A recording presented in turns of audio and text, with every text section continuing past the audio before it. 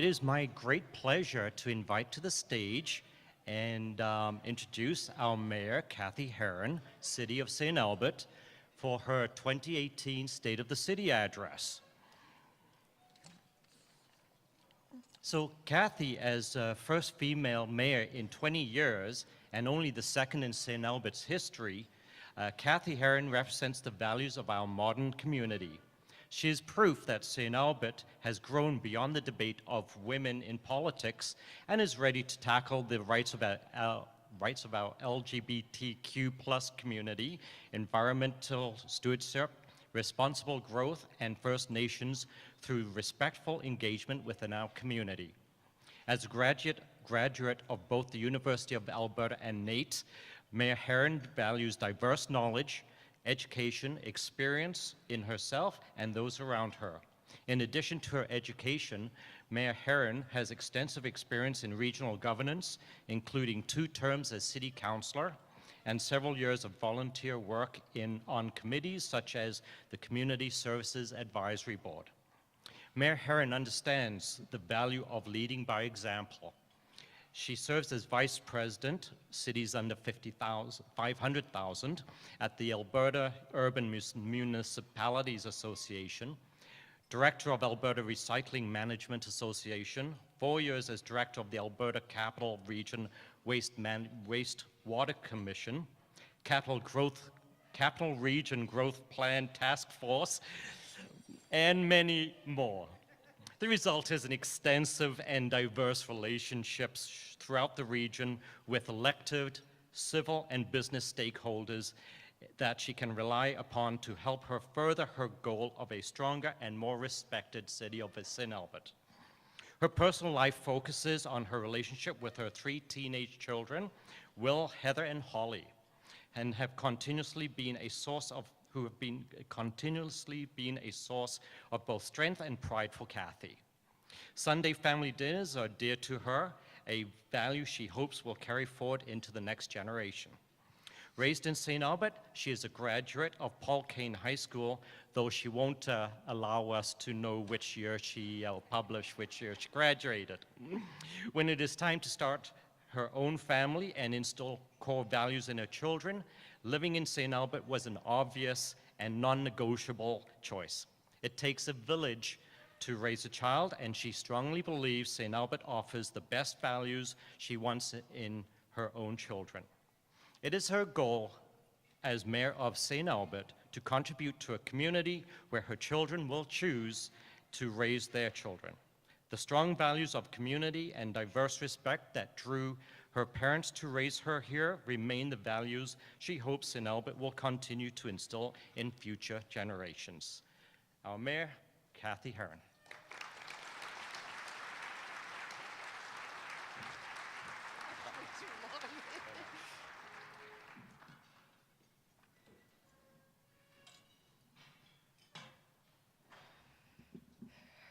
Rayanne, we're going to have to shorten that one. That's a long one. Thank you, everyone, for coming. I had practiced with some teleprompters over the weekend, and I can't see a word on them, so I am going to be reading off of a script, but I'll do my best to engage you in my presentation. Hopefully, you'll enjoy it. It's hard to believe that it's been almost a year since this council was sworn in. As the mayor, I've had a few surprises that I didn't expect. From the people who track the hours my car spends in the parking lot to the reaction of children when they see me at the grocery store, it has been an interesting shift in my life, all of which I did expect, but what I didn't expect was the number of people who asked me, how are things going? At first I thought they were asking, how was I settling into my new role? Then I thought they meant, how is council getting along? Then I realized people wanted reassurance. To quote a classic movie, The Wedding Singer, sometimes we just need someone to tell us everything will be okay. Ladies and gentlemen of the Chamber of Commerce, guests, dignitaries, St. Albert residents, I'm here today to tell you that not only are we okay, but the state of our city is one that is thriving and prospering. Before I begin, I would like to take a few moments to recognize some special guests in the audience. And I know this was done earlier by Jody. Excellent. She even pronounced everything perfectly, except for Stephanie. We do, I think, is Michael Cooper here? I haven't actually seen Michael. Michael was supposed to come, our member of parliament, and Marie Renaud, our member of the Legislative Assembly, unfortunately got stuck in Thailand, poor her. But we do have Trevor Horn. Where's Trevor? Thank you for joining us, Trevor. Everything you guys are doing to advance the work of St. Albert is really appreciated, especially your efforts on Ray Given Drive. Also in attendance, we have our very supportive school boards and trustees. Thank you for being here. We have a lot of municipally elected officials from around the room, and I'm not going to mention their names because they've been read out. But I just want to say that your support, sitting here with me today means a lot. I ran on a platform of regional cooperation, and the fact that you're all here, it really means a lot to me. We also have in the room our city manager, and Kevin Scoble, and he has a full complement of permanent senior leadership team. That's nice to see. So good for you. And Jody, thank you for you and the board of the Chamber. You guys really do a fantastic job in advocating for businesses in St. Albert.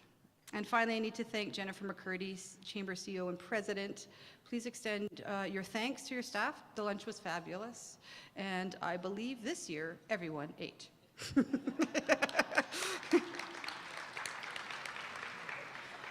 As mayor, I'm fortunate enough to attend many ribbon cuttings. It's truly one of the best parts of the job.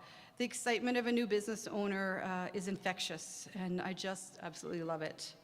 This year, I had the pleasure of welcoming Landmark Cinemas to St. Albert. And for those of you who know me, you know that I'm a huge movie fan. Movies are about storytelling, and the best story a mayor can share is the state of the city.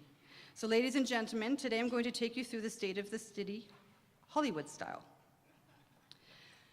So the foundation of any successful city rests in the ability of its residents and businesses and stakeholders to come together and collaborate for the betterment of the entire community. Because when a city thrives, we all thrive. Collaboration needs to begin with City Council. This past October, the residents elected 7 individuals to be their voice at the table of collaboration. The unhealthy negativity has dissipated, making room for confidence and pride in our great city. I would like to acknowledge my council colleagues today and thank you all for making a commitment to the work you do together to support each other and make our city proud. I need to mention Councillor Wes Broadhead is at a transit conference in Ottawa, so he sends his regrets, but Wes has been elected with me. Sorry, I'm going to move this. I know you have me on a timer, but I'm going to ignore it. Wes was elected with me in 2010, and he's got a quiet manner about him, but he really is a well-respected and statesman member of our council. Councillor Jackie Hansen, over here. Her years of experience with school boards has given her great connections in the region and the province, and her passion for this job is evident in how much time she commits. Councillor Sheena Hughes was supposed to be here, but I don't actually see her in the room, so Sheena? Unfortunately, she's here, but I'll just say that she has a very huge determination and drive for this job, and it's something that I truly respect. Councillor Natalie Jolly is here. Natalie dove into her role with feet first, with a temerity and a work ethic that we all quickly became to respect, and she is a great addition. Councillor Ken Makai. We're so fortunate to have Ken with us. His voice is balanced, practical, and educated. Ken continues to ground this council and bring us all together. And Councillor Watkins. Where's Ray? There he is. He was first elected. I was really excited to have a member of the development community on my council. But more than that, Ray has really shown a deep and genuine social conscience, and it shines through each and every day. So thank you, Ray. I'm incredibly proud of how quickly we have developed into a cohesive group. Earlier this year, Council came together to develop a strategic plan for the city. 7 different viewpoints came together and built a plan to move this city forward. Not only did we create a plan for 4 great years as a team, but we also paid attention to how we can support future councils. So although St. Albert is proud of our small town feel, we have to remember that we are in fact a city. We are a modern city, and we're an influential city. One change has been in a philosophy of governing and leading at City Hall. St. Albert, like many forward-thinking municipalities, has shifted away from day-to-day operations. Our role is to focus on the high-level strategic planning and to give direction to administration. Instead of where and how we fix roads, this council is building roadmaps for the future.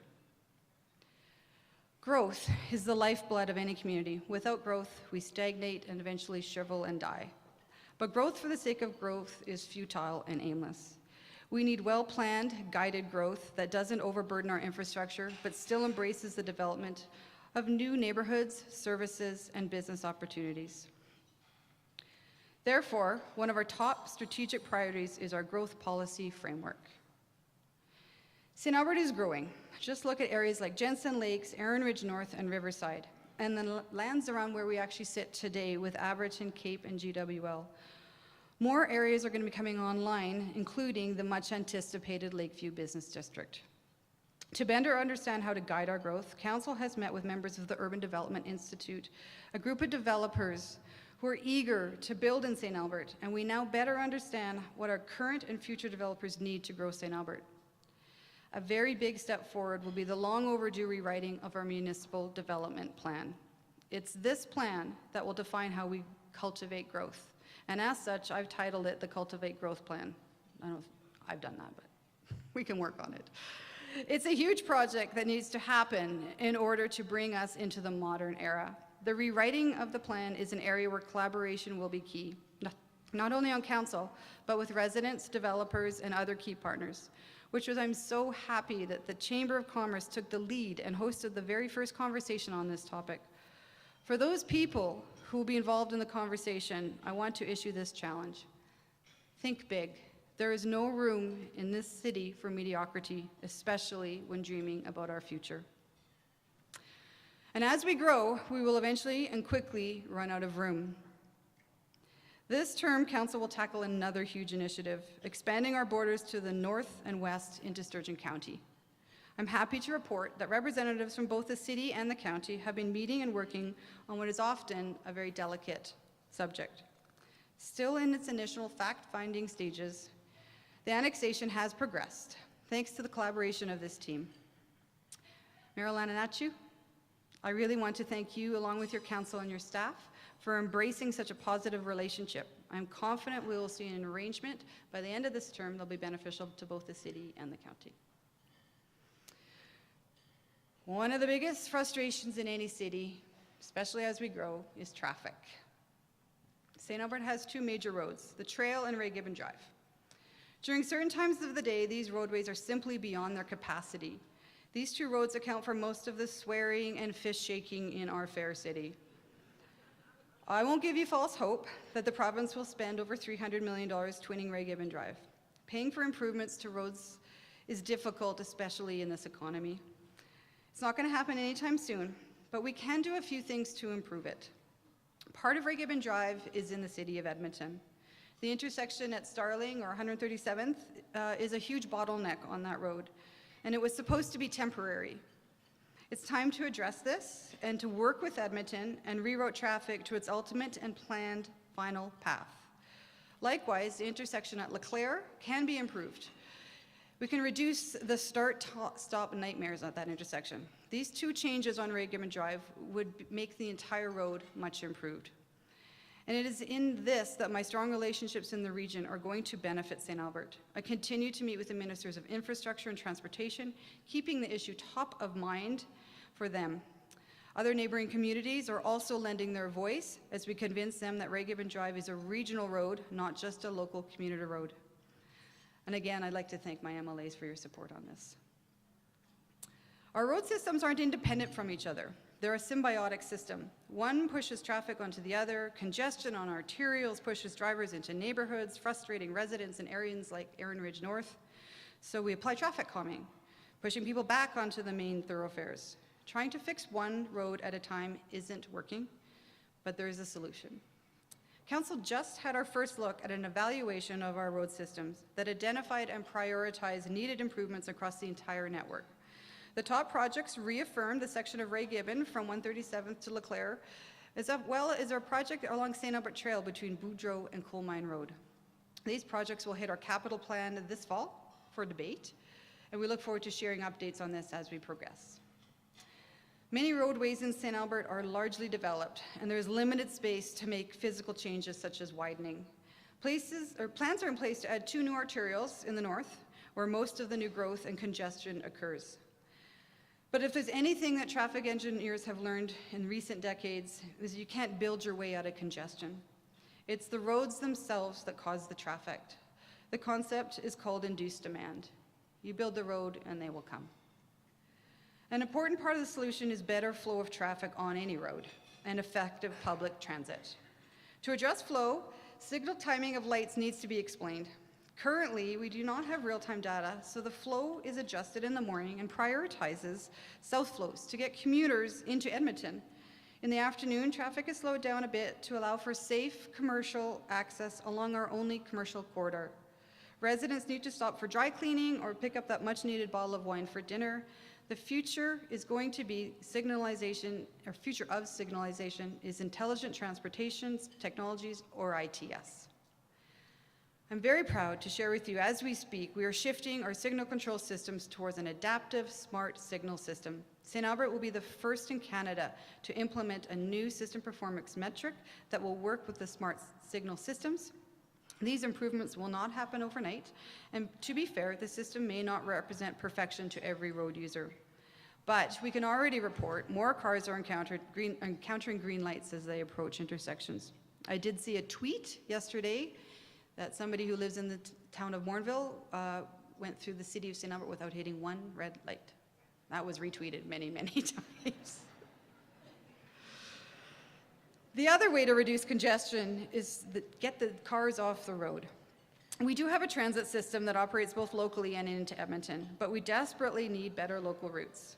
There's no simple solution here, no manual on how to develop a transit system, and there is no shortage of opinions on how to operate that system.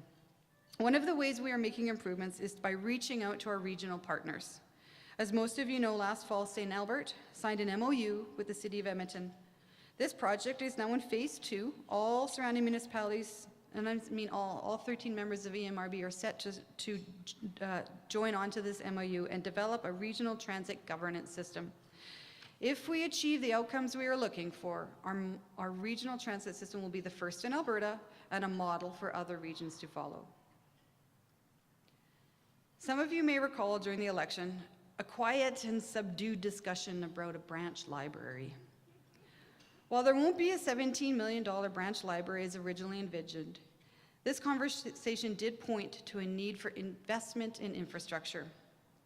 Families are drawn to other communities with modern recreational facilities, fire halls, pools, ice rinks, libraries, and cultural facilities. These are all services we provide as partners in the growth of St. Albert. St. Albert needs to take a hard look at our infrastructure and acknowledge it's time to make an investment. I do believe we've done an excellent job in maintaining our existing infrastructure, yet we need to examine our growth plan and make some strategic investments, because refusing to build anything is no way to grow a community, and that's no way for our future children and grandchildren to live. Council is committed to updating our capital plan based on an assessment of community needs and financial capacity, including a review of all funding options and shared opportunities. We do accept that we do not have to approach building of needed recreational facilities as we have in the past. New models of funding and ownership are out there for us to explore. You will notice that your new council is approaching many things in a non-traditional way. We're breaking free from the constraints of what was and taking risks with innovative approaches to building, financing, and governing. We've been talking for years about developing affordable housing and about attracting young people and young families to St. Albert. But what have we really accomplished for them? I would say not enough. I mentioned earlier that Council met with the Urban Development Institute, and we did that along with the Canadian Home Builders Association. I'm happy to have actually Paul Lanny, who is on the board of CHBA, with us today. Paul, please extend a gratitude to your board. I don't know, where's Paul sitting? Thank you, Paul. Extend a gratitude to your board. We've learned through these conversations that smaller versions of traditional houses is not what the youth of today want. The youth of today have embraced the idea of density, and not just as a cost savings, but also to provide more active lifestyles, better conveniences, and a strong stewardship of their world. In January, we attended the Realtors Association of Edmonton Housing Forecast, and it was interesting to learn that the best-selling areas of the capital region were all areas offering low-maintenance townhouses and duplexes. That's what the youth want. It's imperative that St. Albert get in the game. The key is diversity. There's not a one-size-fits-all home. Some people still want the large estate homes, and we'll still offer that. Some people want apartment condos, but there was a missing middle that St. Albert had long overlooked. I'm proud to say that recent revisions of our land use bylaw will allow for this housing product that is making areas like Windermere and South Fort Saskatchewan so desirable to the youth and their young families. I'm confident by allowing this type of product in conjunction with the incredible community that is St. Albert, we will become a preferred option for these young families.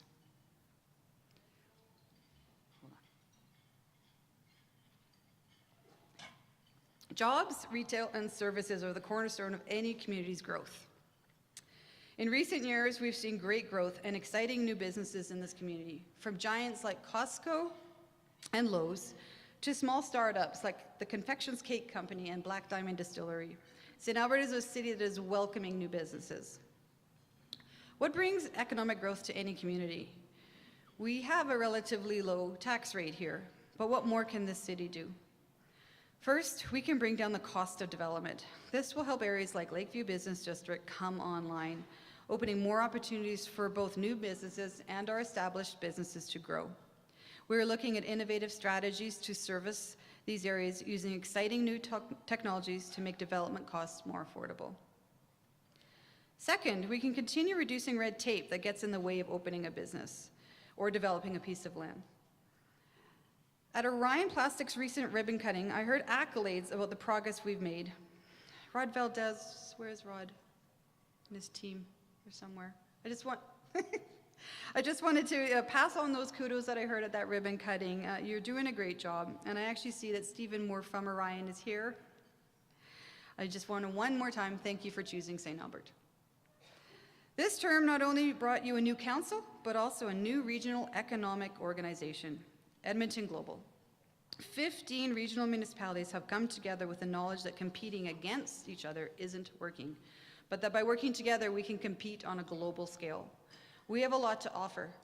We have affordable land and low utility costs to good healthcare and world-class education for their workforces, long-term political and economic stability. The prairies are on a global radar, and Edmonton Global will make sure that the Edmonton metro region is ready to compete with cities like Seattle, Toronto, and Dallas.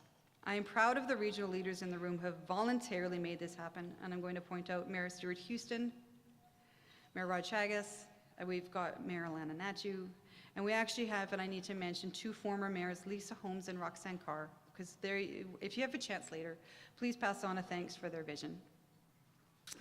We now have a foreign direct investment trade sectoral strategy for the region. The focus sectors are going to be agribusiness, manufacturing, energy, and health.